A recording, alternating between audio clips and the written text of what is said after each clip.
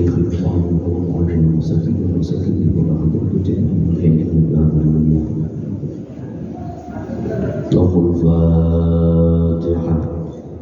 بالله من الشيطان الرجيم بسم الله الرحمن الرحيم الحمد لله رب العالمين الرحمن الرحيم مالك يوم الدين إياك نعبد وإياك نستعين اهدنا الصراط المستقيم صراط الذين أنعمت عليهم غير المغضوب عليهم ولا الضالين آمين.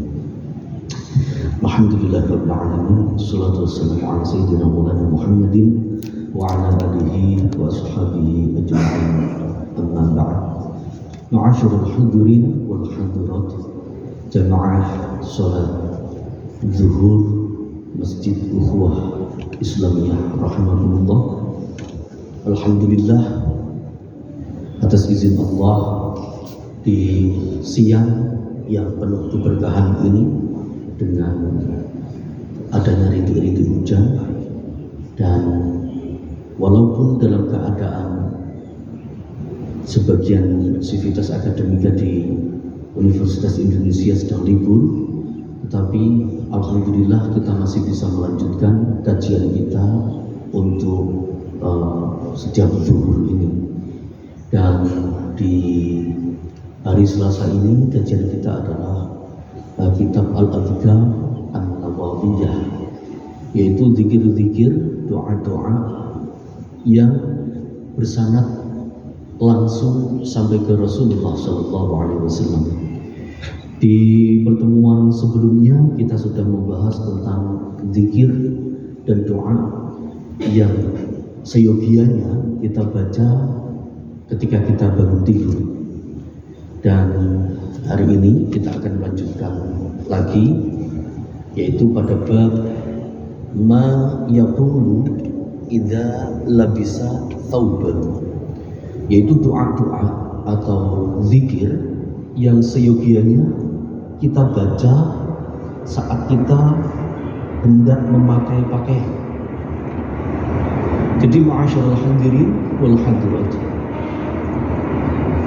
pakaian yang kita pakai, apapun yang kita kenakan, apapun yang berada pada diri kita, sejatinya itu adalah nikmat dari Allah yang Dia mempunyai dua sisi. Sisi pertama adalah sisi positif dan sisi kedua adalah sisi negatif. Oleh karena itu Rasulullah SAW selalu menganjurkan kepada kita agar ketika kita memakai pakaian, memakai baju, memakai sepatu, memakai sendal, memakai peci, memakai topi, ataupun yang lain, kita membaca doa. Apa yang seharusnya kita ucapkan? Yustahabbu ayyaqul bismillah. Disunatkan ketika kita hendak memakai pakaian dan yang lainnya, yang pertama adalah membaca bismillah. Wa kadzalika tustahabbu at-tasmiyah fi jami'il a'mal. Dan demikianlah memang bismillah itu disunnahkan untuk kita ucapkan ketika kita hendak melakukan seluruh pekerjaan, tentunya pekerjaan yang baik. Tidak mungkin misalnya kita ingin melakukan, dan na'udzubillah, melakukan pekerjaan yang jelek kita membaca bismillah, tidak mungkin. Itu namanya penghinaan terhadap nama Allah. Wa rawaina fi kitab Ibnu Sunni an Abi Sa'id Al-Khudri radhiyallahu anhu.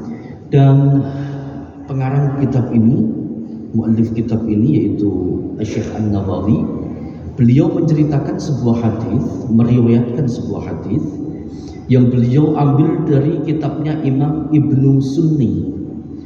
Siapa Imam Ibnu Sunni ini? Imam Ibnu Sunni ini selalu disebutkan dalam kitab Al-Adhkar An-Nawawiyah ini, karena beliau, Imam Ibnu Sunni ini adalah ulama yang luar biasa. Beliau wafat dalam keadaan sedang menulis kitab. Jadi bisa kita lihat ma'asyiral hadirin, ulama-ulama kita, ilmuwan-ilmuwan kita masa dulu itu banyak yang wafat ketika sedang melakukan aktivitas-aktivitas ilmiah. Salah satunya adalah Imam Ibnu Sunni ini, kemudian ada yang lain Imam Al-Ghazali, beliau juga wafat ketika melakukan aktivitas ilmiah. Dan tidak hanya ulama saja, bahkan khalifah-khalifah, sultan-sultan muslim zaman dulu juga banyak yang wafat dalam keadaan melakukan aktivitas ilmiah. Sebagaimana contoh adalah Khalifah Harun ar-Rasyid, beliau wafat di perpustakaan pribadi beliau. Dan jangan heran kalau zaman dulu khalifah, pemimpin, sultan di dunia Islam zaman dulu itu memiliki perpustakaan pribadi yang koleksi perpustakaannya, entry bukunya, kitab-kitabnya itu melebihi ribuan, hampir jutaan. Dan Imam Ibnu Sunni ini adalah salah satu ilmuwan ulama termuka pada masa itu. Beliau Imam Ibnu Sunni adalah muridnya Imam An-Nasai, dan beliau juga Imam Ibnu Sunni ini selain muridnya Imam An-Nasai, beliau juga yang meringkas kitabnya Imam An-Nasai, karena sebagaimana kita ketahui bahwa kitab dari Imam An-Nasai yang berupa hadis itu bersanad yang panjang-panjang, dan ini diringkas oleh Imam Ibnu Sunni. Dan kalau mungkin Bapak Ibu pernah mendengar sebuah kitab yang namanya Tibbun Nabawi, At-Tibbun Nabawiyah, atau pengobatan ala Nabi, pengobatan ala Rasulullah SAW, itu pengarangnya adalah Imam Ibnu Sunni ini. Di kitab Tibbun Nabawi ini, kalau mungkin Bapak Ibu ingin mengetahui, di situ disebutkan obat berbagai macam penyakit dengan menggunakan metode dari Rasulullah SAW, di mana di situ disebutkan juga beberapa obat-obat herbal, dan banyak sekali yang ternyata terdapat di Nusantara ini. Luar biasanya Nusantara yang mungkin jarang ditemui di dunia Arab. Imam Ibnu Sunni ini juga yang mengarang kitab namanya kitab Al-A'mal fil Ayyam. Beliau juga mengarang kitab yang namanya kitab Al-Mujtabah, dan juga kitab Amalul Yaum wal Lailah. Dan dari kitab Amalul Yaum wal Lailah inilah kemudian Imam Nawawi mengambil hadis-hadis yang diriwayatkan oleh Imam Ibnu Sunni. Imam Ibnu Sunni meriwayatkan sebuah hadis dari sahabat Rasulullah yang mempunyai panggilan Abu Sa'id Al-Khudri. Sahabat Abu Sa'id Al-Khudri ini, kalau Bapak Ibu sekalian pasti sering mendengar siapa itu Abu Sa'id Al-Khudri, tapi sebenarnya nama asli beliau bukanlah Abu Sa'id Al-Khudri. Abu Sa'id Al-Khudri ini kalau dalam budaya Arab itu disebut dengan nama kunyah, karena di Arab itu ada namanya nama asli disebut dengan alam, isim alam, kemudian ada namanya alam atau nama julukan itu disebut dengan laqab, dan ada yang namanya nama yang dimulai dengan kekerabatan. Kalau di Indonesia misalnya bundanya Raffi misalnya, atau ayahnya Raffi gitu. Nah, Abu Sa'id ini artinya adalah ayahnya Sa'id. Jadi nama kunyah. Nama asli beliau siapa? Wasmuhu Sa'ad bin Malik ibnu Sinan. Nama beliau, nama Abu Sa'id Al-Khudri ini adalah Sa'ad bin Malik ibnu Sinan. Jadi nama beliau aslinya adalah Sa'ad. Imam Ibnu Sunni meriwayatkan sebuah hadis yang beliau riwayatkan dari sahabat Abu Sa'id Al-Khudri. Sahabat Abu Sa'id Al-Khudri, beliau melihat Rasulullah sallallahu alaihi wasallam. Rasulullah anna Nabiyya sallallahu alaihi wasallam kan idza labisa thawban qamisan aw ridaan aw imamatan yaqul Allahumma inni as'aluka min khairihi wa khairi ma huwa lah. Sahabat Abu Sa'id Al-Khudri radhiyallahu anhu itu beliau ketika melihat Rasulullah hendak berpakaian, hendak memakai baju atau memakai selendang, memakai surban, atau memakai imamah, maka Rasulullah berdoa seperti ini. Allahumma inni as'aluka min khairihi wa khairi ma huwa lak wa a'udzu bika min syarrihi wa syarri ma huwa lak.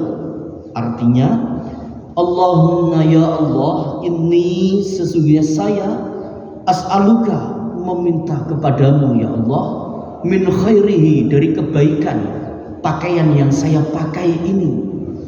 Jadi di sini Rasulullah menghadirkan kepada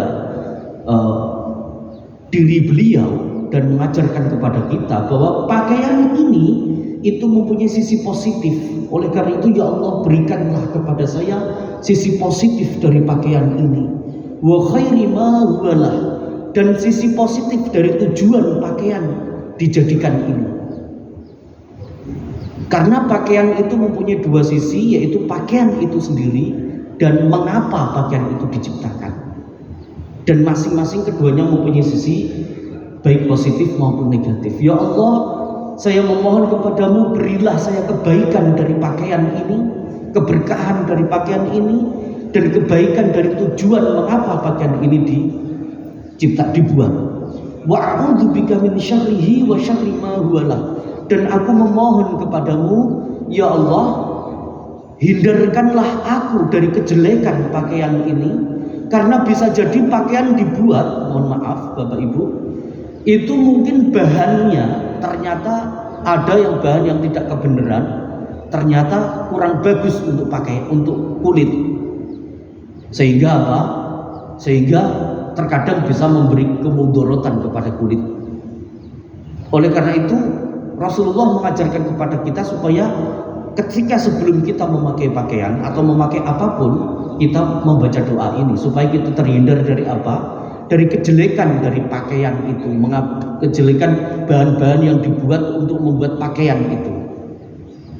Mungkin kadang ketika kita membeli pakaian atau diberi baju oleh seseorang, kita tidak tahu itu terbuat dari apa, yang mungkin tidak cocok dengan kulit kita. Kalau kita sudah membaca doa ini, insya Allah terhindar dari sisi mudaratnya. Dan selain itu, kita juga dianjurkan oleh Rasulullah supaya kita memohon kepada Allah supaya kita terlindung dari kejelekan mengapa pakaian itu dibuat.